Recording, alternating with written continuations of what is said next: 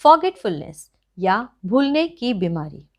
क्या एज के साथ ही ऐसा होता है कि हम चीज़ों को याद नहीं रख पाते हैं, या फिर हम जल्दी जल्दी भूलने लगते हैं, या फिर इस फॉरगेटफुलनेस के कुछ और भी कारण होते हैं। Sometimes this forgetfulness can also lead to mild cognitive impairment. अब ये माइल्ड कॉग्निटिव इम्पेयरमेंट क्या होता है, क्या इसके सिम्टम्स हैं और किन लोगों में ये ज़्यादा होने की संभावना होती है, और यदि किसी को इस तरीके की सिम्टम्स आ रहे हैं तो उनको कौन सी होम्योपैथिक दवाई लेनी चाहिए। यही सब बातें आज अपने इस वीडियो में मैं आपसे शेयर करूंगी। तो यदि आपको वीडियो पसंद आए तो प्लीज़ उसे लाइक करें, शेयर करें। चैनल पर नए हैं तो प्लीज़ उसे सब्सक्राइब करें और नए वीडियो की जानकारी के लिए बेल आइकॉन को प्रेस करें। Welcome to my YouTube channel Niramya 7। What can affect your memory? So it can be due to normal ageing. आप उम्र के साथ साथ चीज़ों को याद नहीं रख पाते हैं या चीज़ों को जल्दी जल्दी भूलने लगते हैं। And it can also be due to some other medical conditions. ये कुछ और वजह से भी हो सकता है, जैसे हेड इंजरी सच एज कंकशंस, आपके सर में कोई अंदरूनी चोट आई हो। Second is blood clots, tumour और infection in the brain.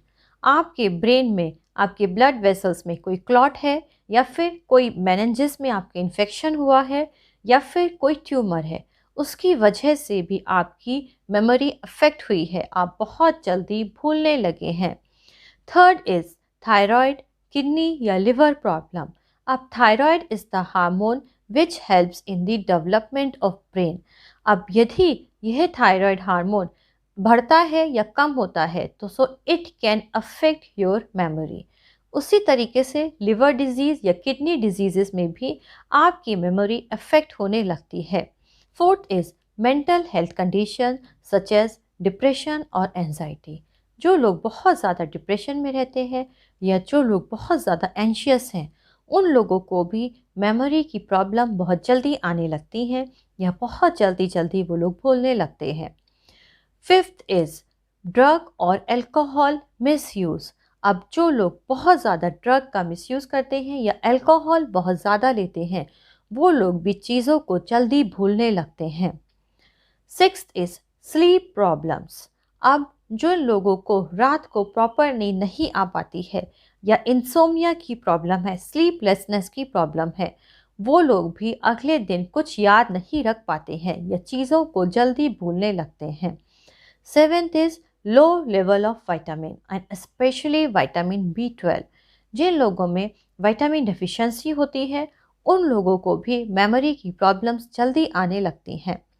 Sometime major stressful events can also cause memory problems, जैसे कि आपका कोई फाइनेंशियल लॉस हुआ हो या फिर आपका कोई अपना ही आपसे बिछड़ गया हो, तब भी आपको मेमोरी की प्रॉब्लम या भूलने की शिकायत हो सकती है। अब sometimes this forgetfulness can also lead to mild cognitive impairment. अब ये माइल्ड कॉग्निटिव इम्पेयरमेंट क्या होता है, क्या इसके सिम्टम्स होते हैं और किन लोगों में ये ज़्यादा होने के चांसेस होते हैं। What is this mild cognitive impairment? तो this mild cognitive impairment is in between stage between your thinking skills and your dementia। ये आपके बीच की स्टेज है and it can affect your language and your judgment, but it doesn't affect your daily activities। ये stage आपकी daily activities को नहीं effect करती है, लेकिन ये आपके जजमेंट और आपके थिंकिंग को इफ़ेक्ट करती है, आपके लैंग्वेज को इफ़ेक्ट करती है। अब इसकी वजह से आपको क्या क्या सिम्टम्स देखने को मिल सकते हैं। तो first is forgetting things more often. आप जल्दी जल्दी चीज़ों को भूल रहे हैं। मिसिंग अपॉइंटमेंट्स और सोशल इवेंट्स। आप अपने अपॉइंटमेंट या किसी सोशल इवेंट को भूल गए हैं। Losing thread of conversation. आप बोलते बोलते भूल जाते हैं कि आप क्या बोलने जा रहे थे। ट्रबल फॉलोइंग कन्वर्सेशन और finding a right word with language. आप बात करते करते आपको दिक्कत आ रही है या आपको सही वर्ड नहीं मिल पा रहा है। पुअर जजमेंट या फिर some changes that are also noticed by your family and friends, जो आपके फैमिली और फ्रेंड्स भी आपके अंदर चेंजेस नोटिस कर रहे हैं। Trouble finding their way around places they know well, कई बार जहां वो आसपास जानते हैं वहां का भी रास्ता भूलने लग जाते हैं। या finding it difficult to make decision और फिनिश अ टास्क और फॉलो इंस्ट्रक्शंस, कई बार उनके लिए किसी टास्क को भी फिनिश करना मुश्किल होता है या किसी भी इंस्ट्रक्शंस को फॉलो करना, या फिर यदि वह कुछ लिख रहे हैं तो लिखते लिखते भी वह भूल जाते हैं कि वे क्या लिखना चाह रहे थे। So these are the symptoms of mild cognitive impairment. अब what are the risk factors? So the strongest risk factor for this mild cognitive impairment is old age and a gene known as APOE4 gene. This gene is also associated with this mild cognitive impairment, and some other diseases that are also associated with this mild cognitive impairment are: first is diabetes, hypertension, high cholesterol level या फिर high LDL, obesity, depression, smoking, obstructive sleep anyway, आपको नींद proper नहीं आ पा रही है, hearing और vision loss, या फिर traumatic brain injury, low education level, lack of physical activity, या फिर lack of mentally or socially stimulus activity of the brain. So these are all risk factors for mild cognitive impairment, and sometimes this mild cognitive impairment can also lead to dementia, which is common in Alzheimer's disease, because the plaques that are the clumps of beta amyloid protein in the brain, which are seen in Alzheimer's disease, sometimes they are also seen in patients of mild cognitive impairment. जो plex मिलते हैं brain में Alzheimer's disease में, वो कई बार mild cognitive impairment के patients में भी देखने को मिलते हैं। और कुछ और चेंजेस जो आपके ब्रेन में देखने को मिलेंगे इस तरीके के पेशेंट में: decrease size of hippocampus, area of the brain important for memory, and larger size of ventricles, that is the fluid filled spaces of the brain. तो ये चेंजेस आपको माइल्ड कॉग्निटिव इम्पेयरमेंट के पेशेंट्स जो होते हैं उनके brain में देखने को मिलते हैं। तो first is reduce size of hippocampus, and the second is the जो वेंट्रिकल्स होते हैं they will be of larger size. Now, what are the homeopathic medicines we give in these type of patients? तो अपने इस video में मैं आपको 5 top homeopathic medicines जो कि हम बहुत ज़्यादा फॉरगेटफुलनेस और मेमोरी की प्रॉब्लम में देते हैं और जिनका बहुत ही अच्छा असर है, उन दवाइयों के नाम बताऊंगी। तो फर्स्ट इज़ लाइकोपोडियम। तो lycopodium is the first top most medicine for memory problem, वो भी बड़े लोगों में। यदि बड़े लोगों में मेमोरी की प्रॉब्लम आती है, they loses the thread of conversation, वह बोलते बोलते भूल जाएंगे कि वे क्या बोलने जा रहे थे, या लिखते लिखते उनको याद नहीं आएगा कि वे क्या लिखने जा रहे थे।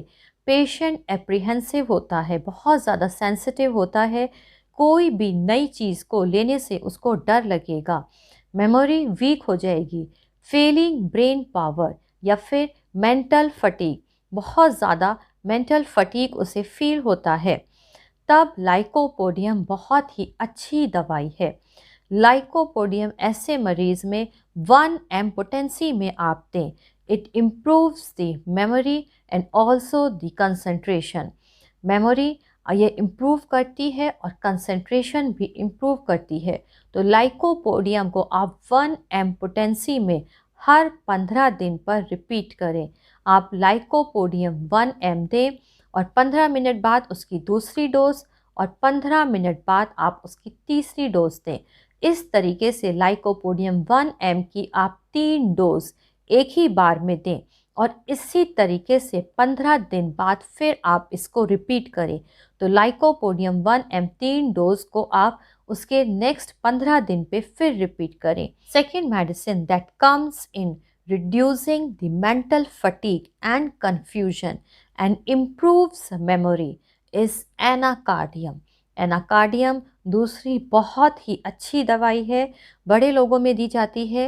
इसमें मेमोरी के साथ साथ, वीक मेमोरी के साथ साथ पेशेंट को हल्का हल्का डिप्रेशन या एंजाइटी भी होगी और उसके साथ साथ उसको हेलुसिनेशंस, उसको ऐसा लगेगा जैसे उसको आवाज़ें सुनाई दे रही हैं।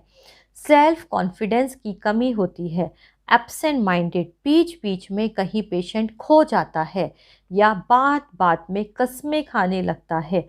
तो इस तरीके के मरीजों में एनाकार्डियम बहुत ही अच्छा काम करती है। It improves the memory. तो एनाकार्डियम को भी हम 1 mg पोटेंसी में देते हैं।